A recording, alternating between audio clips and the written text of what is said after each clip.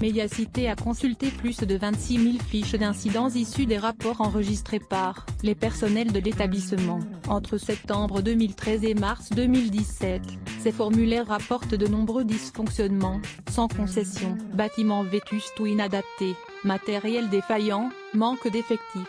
Une fuite de documents révèle une situation inquiétante au CHU de Toulouse, Haute-Garonne, selon les informations de Mediacité. Mardi 3 avril, le site d'enquête a pu consulter 26 173 formulaires appelés fiches d'incidents, issus des rapports internes enregistrés par les personnels de l'établissement entre septembre 2013 et mars 2017. Parmi les dizaines de cas pointant des dysfonctionnements graves, Mediacité évoque notamment le cas d'un défibrillateur qui ne reconnaît pas le signal au moment de choquer le patient ou de tensiomètre qui ne fonctionne pas. Lors d'une intervention chirurgicale, en juillet 2016, la pièce du moteur a craché un liquide noir dans la bouche du patient, lui brûlant la lèvre et la joue gauche.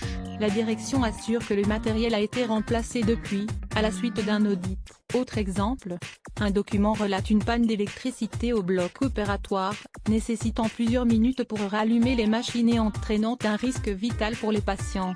Alors que le taux d'activité du CHU est en pleine progression, plus 4,5% en 2016 et plus 2% en 2017, la CGT assure que le nombre de postes a diminué de 150 ces 2 dernières années. Le manque de personnel a forcément des conséquences sur la qualité des soins délivrés aux patients, estime le syndicat, cité par Mediacité. L'un des formulaires évoque notamment le cas d'une patiente nécessitant un scanner en urgence, qui a dû patienter 9 heures avant de pouvoir être prise en charge par un brancardier. Elle est morte 3 jours plus tard. La direction, de son côté, assure que 83,6% des 422 300 transports effectués en 2017 litres ont été en moins d'une demi-heure. L'état des bâtiments est lui aussi pointé du doigt. La température ne dépassait pas les 15 degrés en hiver, selon un signalement de mars 2016, en raison d'une porte défaillante.